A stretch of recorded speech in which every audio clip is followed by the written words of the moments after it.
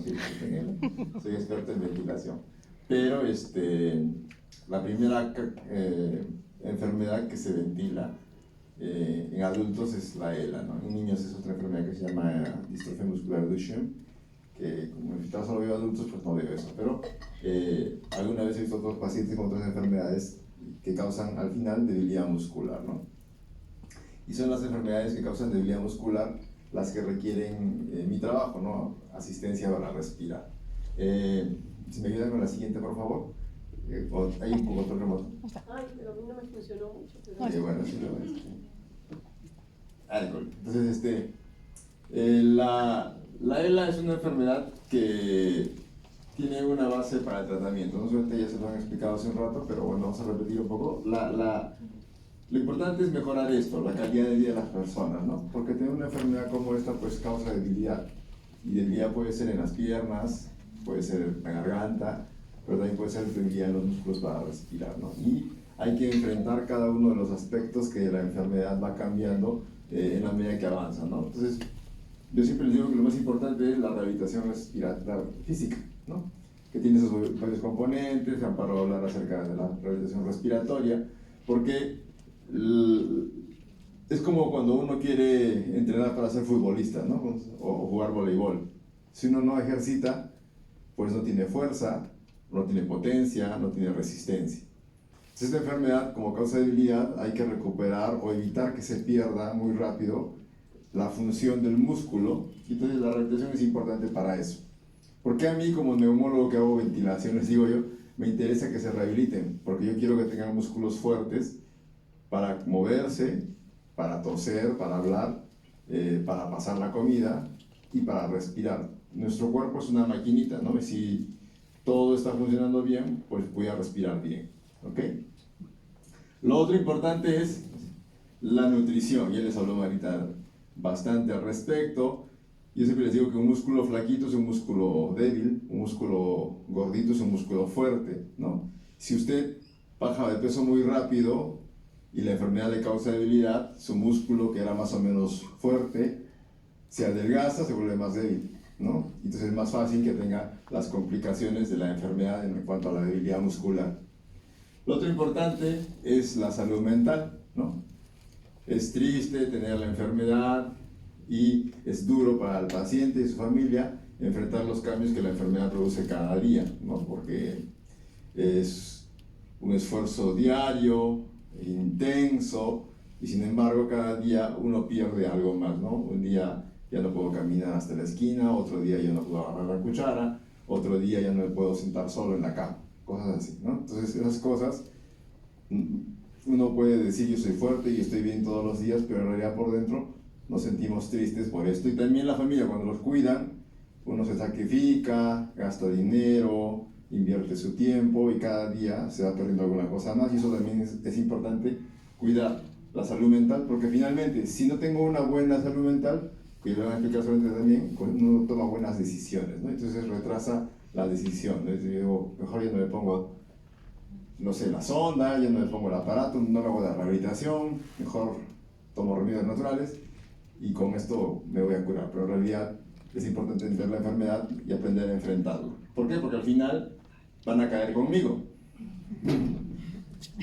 Van a caer conmigo y yo voy a renegar porque no hicieron rehabilitación o hicieron un poquito.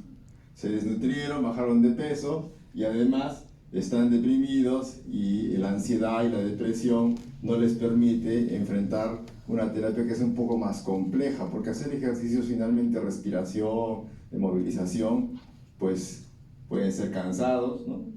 Puede ser un poco incómodo de repente que vayan a arriba a tu casa a hacerlo, que tu familia te lo haga, que el cuidador o la enfermera te lo haga, pero colocarse algo para dormir sí es más pesadito, ¿no? Si la sonda o estas cosas de la gasostomía, porque tienen un poquito de temor, usar el equipo de sueño sí es un cambio muy radical. Muchos pacientes me lo dicen, ¿no? Yo siento que con esto estoy más grave, que estoy peor, que voy a volver dependiente, doctor. En realidad es como la silla de ruedas, ¿no? Un día yo usaba bastón o me agarraba de las paredes o de alguien en el brazo y hasta que un día ya no pude caminar hasta la esquina y me tuvieron que poner la silla. es un proceso lento. Al comienzo uno no se da cuenta, pero poco a poco después ya solo se queda en la silla y tienen que moverlo de un lado a otro en la silla, y luego día en día de que ya no se puede parar de la silla solo, ¿no? Sucede muy lentamente, y como sucede muy lentamente, a veces uno, en el caso de la respiración, no se da cuenta de que está cambiando su forma de respirar. La siguiente, por favor. Entonces, cuando uno no respira bien, tiene unas complicaciones, ¿no? Estas son cosas médicas que yo voy a explicar en simple. La hipoventilación alveolar, el problema de la aspiración de las secreciones y de los alimentos, la neumonía y las atelectasis que van como consecuencia de esto. ¿Todo es consecuencia de qué? De la debilidad. Ya vamos a verlo poco a poco. Ahora la siguiente. La ELA tiene ciertas características, ¿no? En general las neuronas neuromusculares, ¿no? De su centro respiratorio, el control de la respiración que está en el cerebro está alterado, porque como se produce la debilidad, como que respiran diferente, no es como una persona normal. Eso se va modificando porque el cuerpo se va adaptando. Eso no lo voy a explicar porque es muy complejo. Pero sí es importante recordar que hay alteraciones en el diafragma. El diafragma, si ustedes recordarán, es como nuestro corazón. Cuando uno nace, nuestro corazón ya está latiendo, ¿no? Y nuestro diafragma se empieza a mover desde que estamos en el cuerpo de nuestra madre. Cuando recién estamos en el vientre materno, ya nuestro corazón y nuestro diafragma se mueven. Son como lo que nos lleva a la vida. El corazón late hasta el día en que Dios nos quiere llevar, y el diafragma se mueve hasta el día en que Dios nos quiere llevar. Esa es la única vez que el diafragma descansa. No es como el músculo de la mano, el músculo de los ojos, de la cara, de la lengua. Esos músculos, uno duerme y se van a dormir también ellos. Y ustedes han visto las personas que duermen, en los niños sobre todo, que tú le levantas la mano y es peso muerto, como si estuviera muertito su brazo, se cae, no lo puede mantener levantado, ¿no? El diafragma no, el diafragma funciona toda la noche, día y noche, llueve o truene, siempre funciona. Y el diafragma, con el tiempo, por la enfermedad neuromuscular, se va a debilitar. Entonces ya no va a moverse con la fuerza suficiente, es decir, como que usted ya no podría caminar. Entonces, como ya no puede moverse solito, necesita ayuda para moverse porque no va a poder cumplir su función. ¿Cuál es la función del diafragma? Cuando se contrae, genera como un vacío dentro del pulmón y el aire entra. Se relaja y el aire sale. Se contrae, el aire le entra. Se relaja y el aire sale. Así funciona el diafragma, es como una bomba. Lo otro son los músculos de la caja del tórax. Acá tenemos músculos, ¿no? Los pectorales, acá pues tenemos uno que se llama serrato, acá tenemos uno que se llama dorsal ancho, todo esto es lleno de músculos. Y los chicos que hacen fisiculturismo andan mostrando sus pectorales, ¿no? Bueno, esos músculos del tórax son músculos que ayudan a respirar. El diafragma es como el neurólogo, el que manda todo. Y los demás son los del tórax los que ayudan, los músculos del tórax. Entonces, si yo quiero meter más aire, los que estamos bien podemos hacerlo, hacemos un esfuerzo que incluye músculos de aquí del tórax, ¿no? Y aquí del cuello, no sé cómo tensión. Los sueltas y se quedan, ¿no? Y también hay unos músculos del tórax y del abdomen que cuando uno quiere botar el aire con fuerza, funcionan, ¿vale? Hacen fuerza y se contraen los músculos del abdomen. Si quieren lo pueden hacer para que lo sientan. Entonces, esos son esfuerzos adicionales que uno lo hace de manera consciente o lo vas controlando con tu cerebro. El cerebro está aquí arriba, ¿no? Pero cuando uno duerme, el cerebro se va, porque uno no funciona con el cerebro activo durante la noche, el cerebro no controla nada, y entonces el diafragma se queda solito. Y si su ayuda se va, funciona peor de noche o dormido que despierto, ¿ok? Entonces vamos a acordarnos de eso. Hay otra cosa que se llama desacondicionamiento físico. Como ya no se mueven o se mueven muy poquito o de repente bajaron mucho de peso, es como que un día yo dejo de jugar fútbol y luego de 10 años quiero correr un partido completo. ¿Qué pasa? No puedo, ¿no? Porque no estoy entrenado, estoy desacondicionado, ¿ok? Entonces hay desacondicionamiento físico y por lo tanto, si yo que tengo ELA, porfío y quiero caminar más de una cuadra, cuando yo no caminaba una cuadra, pues voy a acabar de repente con ayuda en el piso, porque no estoy acondicionado, a pesar de que puedo mover las piernitas o puedo estar de pie solo, ¿no? Entonces es importante saber eso, porque cuando yo tengo una demanda adicional de energía o de actividad, no voy a poder responder adecuadamente. Es como cuando me quiero meter a jugar fútbol después de 10 años. Me voy a cansar, voy a fracasar y probablemente hasta me puedo poner mal por querer hacer una actividad física adicional que no estaba acostumbrado a hacer porque dejé de hacerla. ¿Ok? Vamos a ver después cómo importa eso. Siguiente. Entonces, hay una disminución de la fuerza en los músculos del tórax. Eso es lo primero que sucede, porque el diafragma es bastante resistente y es lo último que se suele perder generalmente. Lo segundo, la siguiente por favor. Hay una disminución, por lo tanto, en la capacidad pulmonar. Por eso cuando ustedes van conmigo, o los que no han ido van a ir, yo les pido una prueba que se llama espirometría. Es para ver su capacidad pulmonar. ¿Qué es la capacidad pulmonar? Es la cantidad de aire que yo puedo meter en una máxima respiración. Por eso los asistentes o los técnicos dicen, señora, tome mucho aire y sople. No es para ver cuánta capacidad de aire puedo meter a mi pulmón, ¿no? Y cuánto lo puedo mover. Luego hay una disminución en el volumen del aire para el intercambio de gases. Eso es bien complicado. Esto es ventilación. Ustedes lo van a entender mejor con el ejemplo que voy a dar. Aquí este ambiente está calentito, ¿por qué? Porque el aire no circula, ¿no? Solo está abierta la puerta de allá. Pero si yo abriese la ventana de acá, ¿qué va a hacer el aire? Una corriente, un chifón de aire, ¿no? Ese aire que entra y sale, eso se llama ventilación. Entonces cuando yo inspiro o meto aire al pulmón, solo estoy metiéndolo, pero para que se ventile tiene que refrescarse. ¿Qué tengo que hacer? Botarlo, ¿no? Tiene que circular. Entonces, si yo tengo poca fuerza muscular que me ayuda y mi capacidad pulmonar se ha disminuido, la cantidad de aire que yo voy a hacer circular entre el aire y mi pulmón va a ser cada vez menos porque tengo menos fuerza, tengo menos capacidad vital, capacidad pulmonar y por lo tanto voy a meter menos aire, voy a ventilar menos mi pulmón. Y eso se llama hipoventilación, porque hay un límite, ¿no? O sea, uno tiene una reserva y se puede más o menos adaptar, pero llega un momento en que ya es tan bajito que ya no sirve. ¿Para qué? Para poder tener una buena eliminación del CO2. ¿Por qué? Porque cuando uno come, por ejemplo, mete la comidita y botamos el desecho, ¿no? Cuando uno toma agüita, mi gaseosita, mi jugo de naranja, mi ensure, el agua que después se vuelve en orina, ¿no? Siempre hay un desecho. Y cuando uno respira, mete aire del ambiente rico en oxígeno, y luego botamos un aire que es un aire con desecho. Ese desecho se llama CO2, ¿ok? Entonces el pulmón es tan bueno, el pulmón es tan noble, que uno mete un poquito de aire, y ese poquito de aire que tiene oxígeno, lo chapamos el oxígeno. Pero el CO2 no puede salir tan fácil, requiere una cantidad de aire mínima, una ventilación mínima para poder eliminarse. Ese desecho se va quedando. Por eso yo les pido un examen que se llama gases arteriales, para ver no el oxígeno, porque yo le pondría el oxímetro como en la época del COVID y sabría cuánto oxígeno tiene, y lo que yo necesito saber es cuánto CO2 tiene.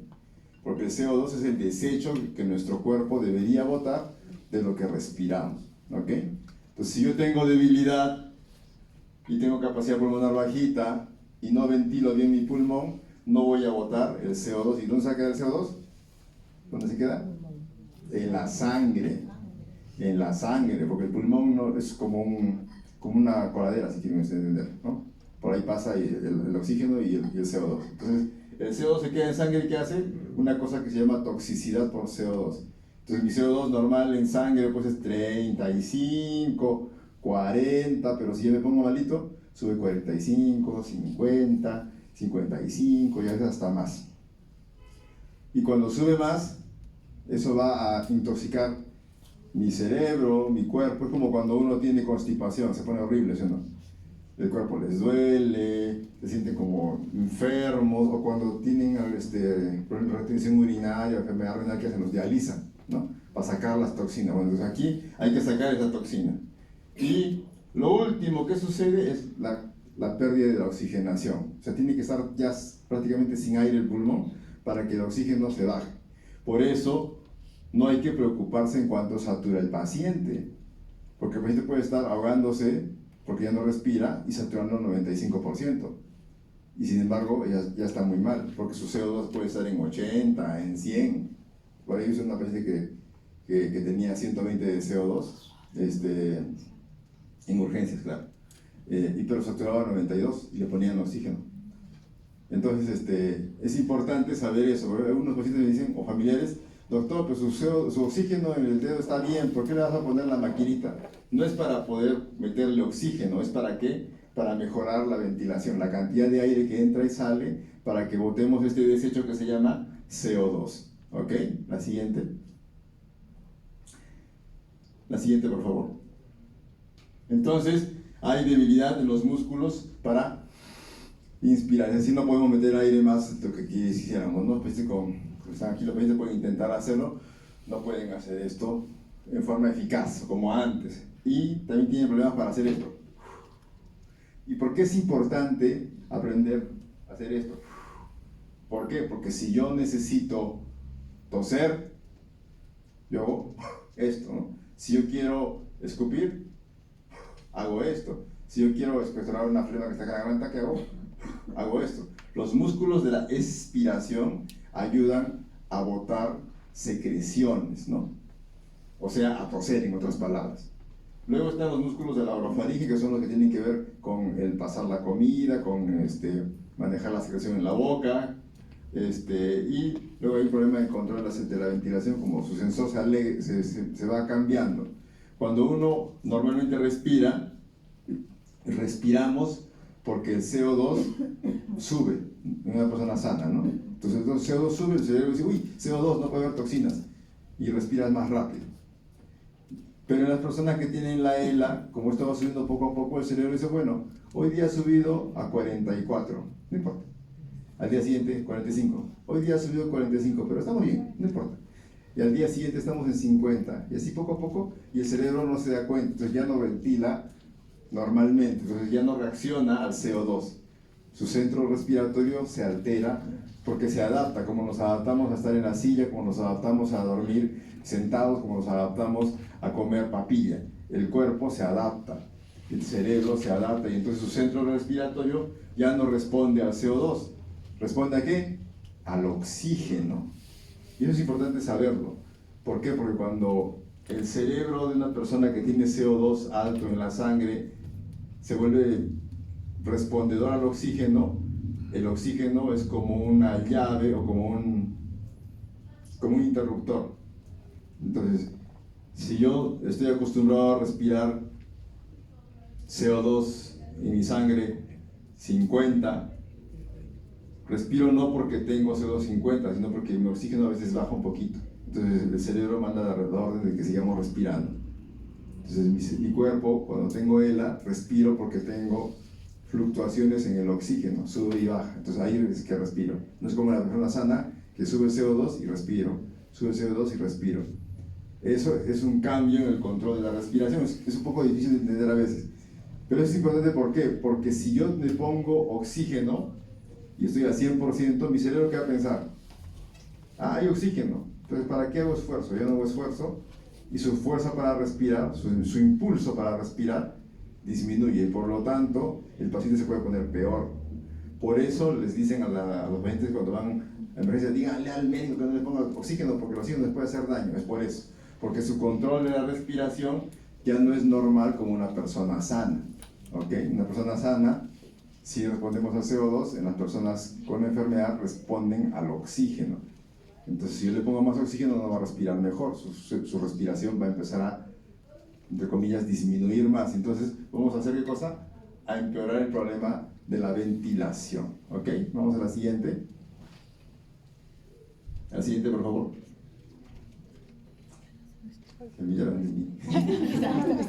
Ok. La otra cosa importante es que cuando uno cambia de posición, nuestro pulmón, nuestro tórax, funciona también diferente. No es lo mismo respirar de pie o sentado que respirar echado. Y algunos de los pacientes saben que si lo ponen así, de espaldas, es más complicado respirar. ¿Por qué? Porque el diafragma, ¿qué hace? Por gravedad, nuestra barriguita tiene acá los intestinos, ¿qué hacen? Como si fuera agua, lo empujan al diafragma. Si además es un diafragma débil, el diafragma sube más arriba y mi capacidad pulmonar, si estaba en 50%, cuando me echo, ¿cuánto va a ser? 30%.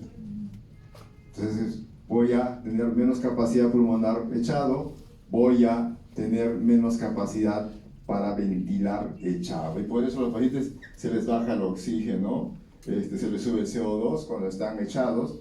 Y si además están durmiendo, estos músculos amarillos de acá ya no chambean porque a ellos no les gusta trabajar dormidos. Solo trabaja ¿quién? El diafragma. Y si el diafragma está debilucho, entonces va a tener peor oxigenación, más CO2, no va a poder botar el desecho y pueden tener dificultad para respirar o problemas para dormir.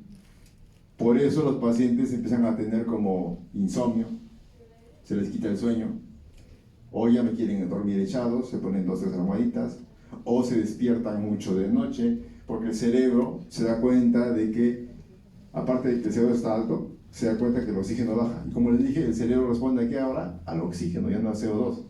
Entonces, como baja el oxígeno, se despierta. El cerebro no puede estar sin oxígeno. Entra en pánico, le da terror al cerebro estar sin oxígeno.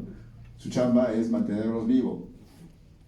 Entonces, entre dormir o tener poco oxígeno,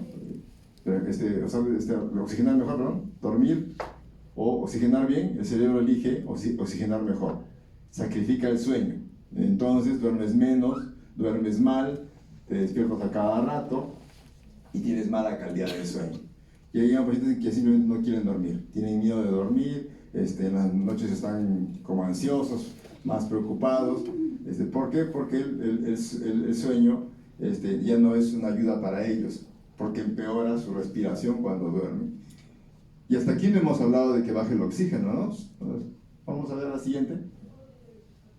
Bueno, ya lo vamos a introducir. La siguiente.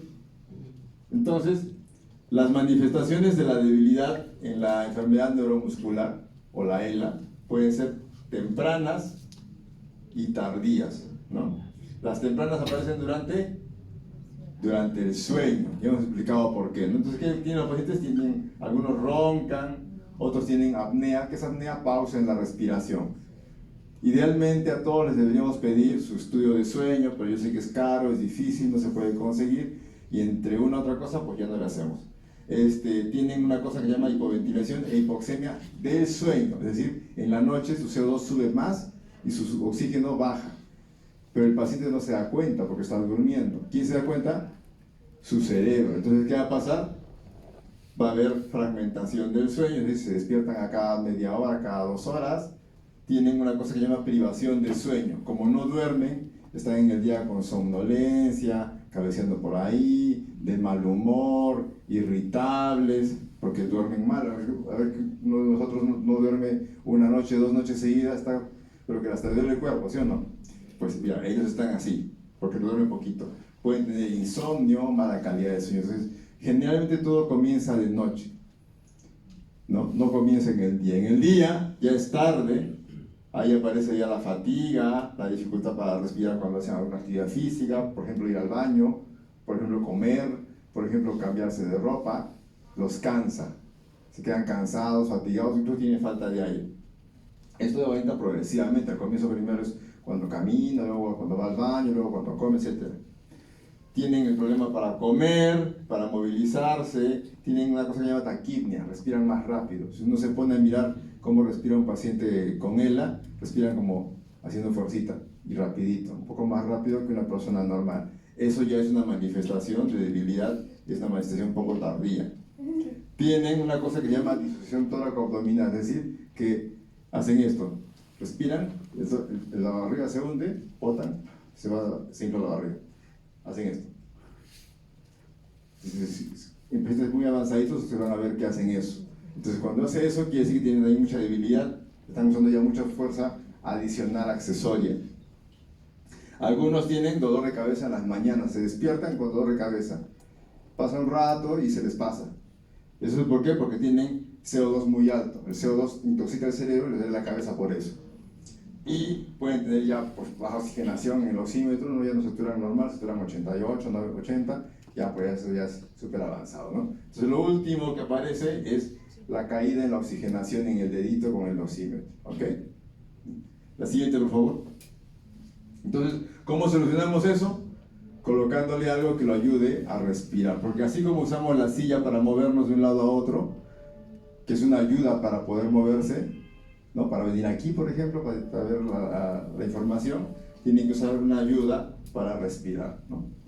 Entonces, la idea es colocarle cuando lo necesita, cuando está comenzando. Yo no voy a colocar una silla de ruedas cuando ya se cayó 10 veces y casi se fractura, ¿no? Hay que colocarle cuando ya no puede caminar, pues más allá de su casa de repente, ¿no? Al comienzo se resiste, ¿no? Yo puedo caminar hasta cierta parte, pero luego ya hay que colocarle la silla porque ya es complicado moverse, ¿no? Igual, hay que comenzar temprano, cuando de repente está bien, caminando, y ya tiene algún signo en la historia clínica que les hacemos nosotros, o en las pruebas que les pedimos, de que ya su oxigenación está bien, pero su ventilación está mal, ¿no? Cuando ya no tiene fuerza suficiente para respirar normalmente y con independencia, ¿ok? Eso lo hacemos nosotros, ¿con qué? Con este aparatito que se llama popularmente BiPAP, ¿no? En realidad se llama ventilación no invasiva, pero bueno, el BiPAP es más fácil de acordarse. Ok, la siguiente. Y otra cosa importante es que no aprendamos nosotros los médicos a hacerlo, porque finalmente el médico, pues, ustedes han visto en el hospital, lo colocamos súper rapidito. ¿Tienen que aprenderlo quién? Los que cuidan al paciente, ¿no? La familia, la enfermerita, el técnico que cuida al paciente. Generalmente la familia, ¿no? El hijo, la esposa, el esposo, el hermano.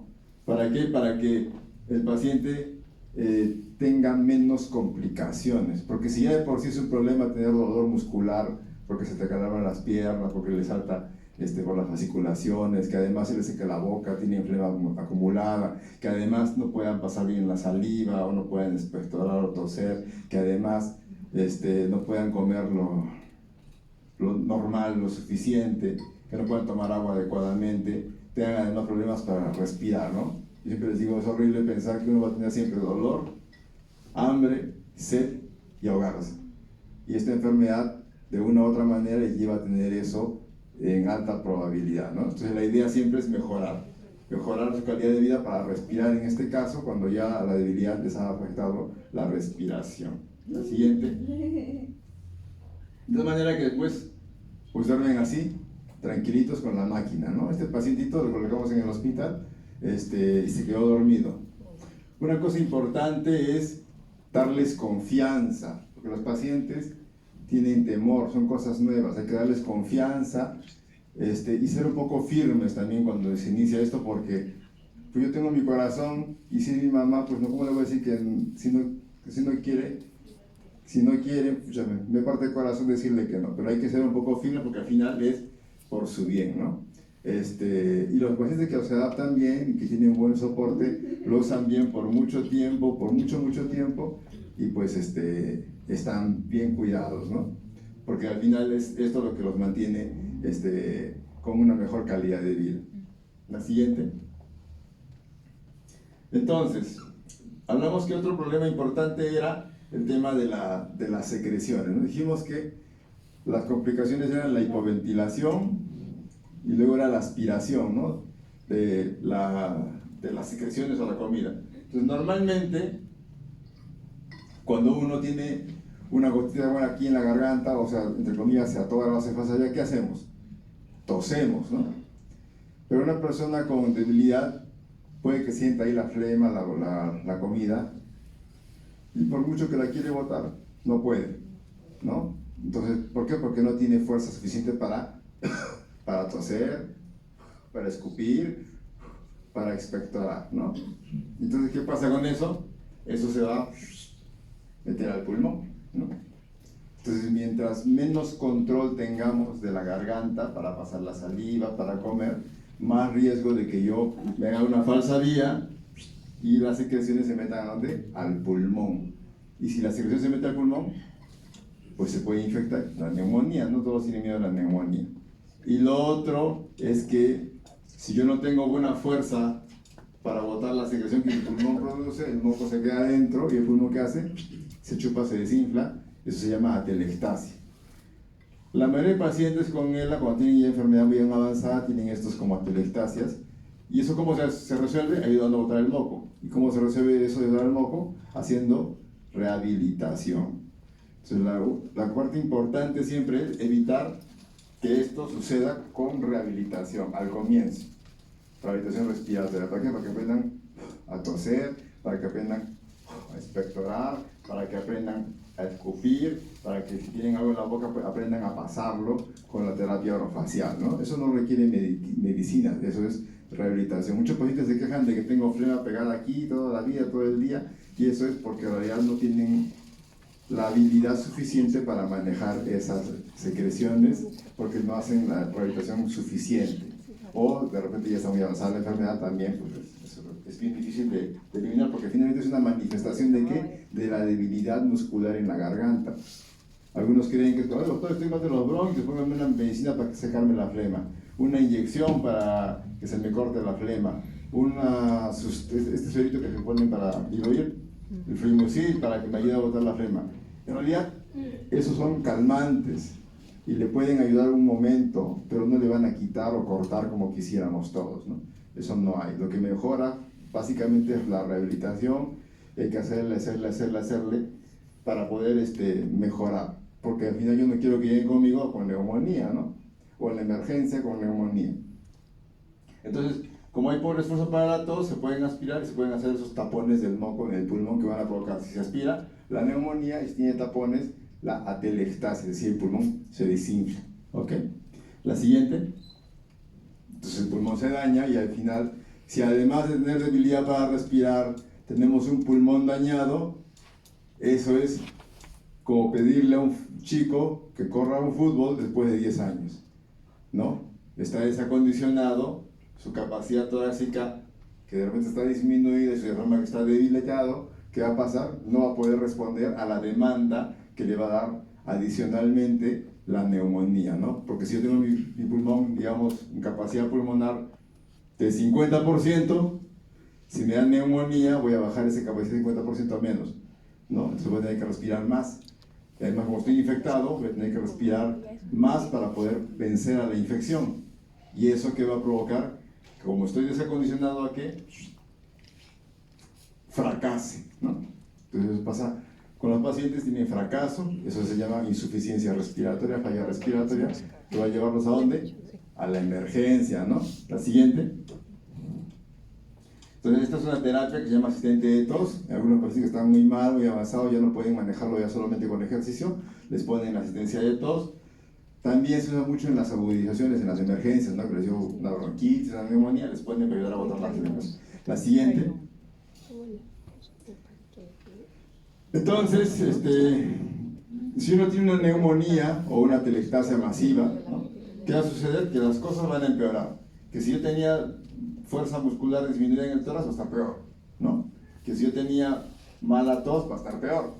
Que si yo tenía secreciones, ahora van a aumentar más, porque tengo la neumonía y tengo más flema, más bronquio, más moco, que no voy a poder manejar. Si se aspira la secreción por la neumonía y se van a producir la atelectasia por los tapones, ¿no? Entonces, ¿qué genera mayor demanda? No solamente la neumonía o la atelectasia. Mayor demanda de respiración es aquello que todo, entre comillas, nos agita. ¿Qué nos agita? Hacer ejercicio nos agita, ¿no? Llorar nos agita. Estar preocupados, ansiosos, nos agita. Tener hambre o sed nos agita. Tener dolor nos agita, ¿no? Y tener una infección, obviamente que nos va a agitar, ¿no? No importa si es infección del pie, un uñero infectado o una neumonía, ¿no?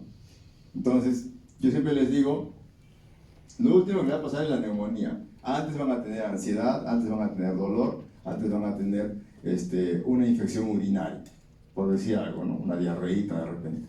Entonces, cualquier cosa que nos demande mayor necesidad de respirar va a hacer que esto sea como una exacerbación.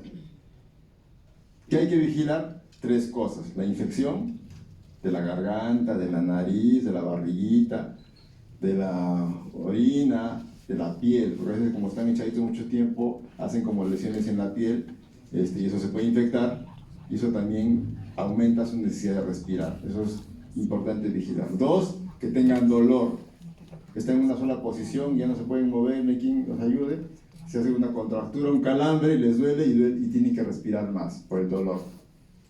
O que tengan pues mucha pena, mucha ansiedad, mucho estrés, eso también nos hace respirar mal, y es como si fuera una exacerbación, no necesariamente es una neumonía. Y a veces uno ve al paciente que se agita, que su CO2 está un poco más alto, su saturación empieza a bajar, y le miran la placa, está normal. No, no tiene nada, señor, en la placa. Y no se pusieron a pensar que de repente tiene dolor de espalda, tiene dolor de pie, dolor de cuello, que está muy ansiosa porque, no sé, pues tuvo un accidente de algún familiar, que tuvo una pérdida, ¿no?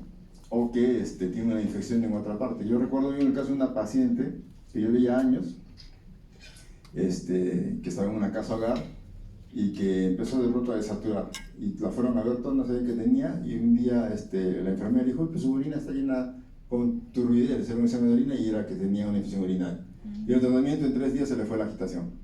Entonces es importante saber que cualquier infección, cualquier dolor, cualquier cosa que les genere ansiedad, cuando están sobre todo bien avanzaditos, van a tener síntomas de exacerbación, van a agitarse, van a respirar mal, su oxigenación puede bajar y no es necesariamente una neumonía.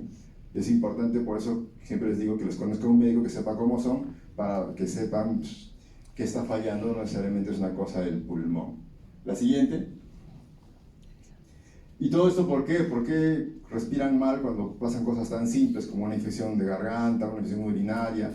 Porque tienen esa cosa que les dije al comienzo, desacondicionamiento. Su cuerpo ya no está condicionado para respirar cuando su cuerpo les demanda más respiración. La siguiente, por favor. Otra cosa importante, si uno acaba en la emergencia, los médicos allí que no saben qué es la ELA, ustedes le dicen, mi mamá tiene ELA, y yo le hago, mira, ¿qué cosa es eso? Es una enfermedad neuromuscular que causa debilidad. Ah, ya, pero eso lo ve el neurólogo. ¿Cómo está su oxígeno? Como estaba con una infección, no sin neumonía, estaba con una infección urinaria, le ponen el dedito acá y dice, está saturando 88, hay que ponerle oxígeno. Le ponen el oxígeno, el paciente, sí, ya se me pasó un poco la agitación, se pone feliz, su oxígeno está acá 100%, pero luego de eso se va a poner mal, porque su CO2 va a empezar a subir, a subir, a subir, y se pueden quedar dormiditos y ahí se quedan dormiditos. ¿Ok? Entonces es importante la siguiente, por favor, que no les pongan solo oxígeno. Sí se puede poner oxígeno, pero tiene que ser bajo vigilancia médica. Yo tenía una paciente que no tenía ELA, tenía otra enfermedad, a la que su neumólogo le dijo, señora, como usted tenga oxígeno bajito, se pone el oxígeno. Y su cuidador, sus hijas dijeron, bueno, ya esta noche está saturando 88, le pusieron el oxígeno, y no despertó al día siguiente. Mamá, despierta, no despertaba. La llevaron urgente, emergencia, estaba respirando mal, así. Todo como si ya se estuviera agonizando, como dicen popularmente, ¿no? Lo llevaron a la emergencia, la miraron, su oxigenación estaba bajita, le tomaron este examen de sangre arterial y le encontraron que tenía CO2 en 180, por decirlo, 120 en realidad. Se asustaron, todo, le sacaron análisis, placas, no encontraron gran cosa, su radiografía era normal, pero ella tenía 120 de CO2. Y que acabó, como estaba ahogándose, la intubaron, acabó en cuidados intensivos, le pusieron ventilador y al día siguiente se despertó. ¿Qué es lo que hicieron? Solamente le ventilaron, ¿no? ¿Por qué? Porque su CO2 se había acumulado. Entonces es importante, si uno coloca el oxígeno, saber por qué lo está colocando y para qué lo está colocando, porque en pacientes crónicos con debilidad muscular, el oxígeno es como cualquier otro medicamento. Si yo tomo demasiado medicamento de algo, ¿qué me va a pasar? Va a intoxicar, ¿no? Igual, si me pongo oxígeno cuando no necesito, me puede intoxicar. Y la intoxicación de oxígeno, ¿qué hace? Que el CO2, el desecho, suba. ¿Por qué? Porque nuestro cuerpo no responde al CO2, responde aquí al oxígeno. Y si tengo oxígeno, pues voy a estar con el cerebro dormido, dopado, ¿no? Y entonces no voy a respirar bien. Por eso es importante no usar oxígeno, sino, la siguiente, que les pongan su ventilador. Ahí está su ventilador. Que lleven a la emergencia su ventilador. Así es, su ventilador, que puede ser el que ustedes tienen, o el que tenga emergencia. Dios quisiera que todas sus emergencias tuvieran un ventilador no invasivo al que se le conecta el oxígeno, ¿no? Todos los ventiladores, los que tienen ustedes también, tienen la posibilidad de colocarle un puerto que se llama puerto de oxígeno, y ahí le enchufan el oxígeno. Y entonces yo sé que mi DIPAP me va a meter, no sé, pues el medio litro de oxígeno, de aire que yo necesito, y a ese aire yo le voy a poner una línea de oxígeno que va a hacer que ese aire sea más rico en oxígeno que el aire del ambiente normal. Al final el oxígeno es eso, si le pongo aquí o le pongo en el ventilador, va a hacerlo, va a enriquecer el aire. De tal manera de que si mi capacidad pulmonar sin el ventilador es 20%, Con el ventilador va a ser nuevamente 100%, con oxígeno y ventilación, mi CO2 no se va a acumular porque la máquina va a hacer que siga moviendo el 100% de aire que yo necesito, y el oxígeno me va a mejorar la oxigenación si fuera necesario. Entonces no es solamente que no le pongan oxígeno, y que si se le van a poner, doctor, mi médico ha dicho de que le ponen el oxígeno pero en el ventilador. Usted verá cómo le hace. No es difícil en realidad. Acá tengo el adaptador, póngale por favor. ¿Cuánto le pongo? Póngale 5, doctor. Así me ha dicho el doctor. Y de ahí le va regulando. Es que yo les digo así, porque si les empiezo a explicar, se empiezan a hacer bolas. Lo conectas, ponle 5 y ves, satura 92, déjalo ahí. Satura 88, súbele. Poco a poco hasta que alcance. ¿Por qué? Porque este equipo, el que tienen en casa, no te dice cuánto oxígeno le estoy poniendo. Los de emergencia, en los hospitales del primer mundo, tú le enchufas ahí el oxígeno y te dice 20%, 15%, 80%, te dice cuánto oxígeno está poniendo. Entonces los médicos como que están acostumbrados más a cuidados intensivos a ver todo medido, se sienten más seguros. Pero en la vida real, en el Perú sobre todo, pues los equipos no te dicen tantas cosas, pero en realidad requiere un poco de sentido común para poder entenderlo. Entonces, el mensaje importante es que si van a emergencia, lleven su equipo, y si le van a poner oxígeno, este oxígeno, que se lo coloquen a la máquina. Y una entradita por acá, otra entradita por acá, otra entradita por atrás. Depende del equipo que tengan. ¿Para qué? Para que no les pase lo que le pasó a mi paciente, que acabó intubada. ¿No? Afortunadamente ya no tenía una enfermedad neuromuscular tan severa. La acabaron sacando de UCI y desintubando. Y ya me llamaron a mí y dije, póngale un ventilador en su casa, porque si le siguen poniendo oxígeno en su casa, va a volver a regresar. Y había ido a la emergencia 4 veces, y las 4 veces había estado en UCI, y las 4 veces la había ventilado, y las 4 veces la habían dado de alta con oxígeno. Solamente porque no sabían que hay que colocarle un ventilador, porque pensaban que con oxígeno era suficiente. Y ellos eran médicos especialistas en UCI. No pasa en todas partes, pero en algunos hospitales chiquitos, en clínicas pequeñas, sucede eso, que creen que es EPOC, que creen que es fibrosis, y al final resulta que es una enfermedad que requiere ventilación porque tienen debilidad diafragmática, porque está muy gordito, porque tienen una enfermedad neuromuscular. Entonces es importante que ustedes que conocen su enfermedad, pues adviertan a los médicos en urgencias que requiere su BiPAP para que le pongan el oxígeno en el BiPAP y así eviten complicaciones. La siguiente. Nosotros hicimos nuestra unidad hace ya buen tiempo, esta foto ya es antigua, 2017 me parece, y estamos aquí para ayudarlos siempre. La idea es que ustedes entiendan su enfermedad, como es una enfermedad súper rara. Aquí están reunidos muchos, pero cuando la primera vez que ustedes fueron a un hospital y les dijeron que tenía ELA, no había más pacientes con esa enfermedad. En mi hospital, antes de que yo hiciera esto, se veían 2 o 3 pacientes con ELA en todo el año en el servicio de neurología. En mi consulta vemos 1 o 2 diarios cada vez que hago consulta yo.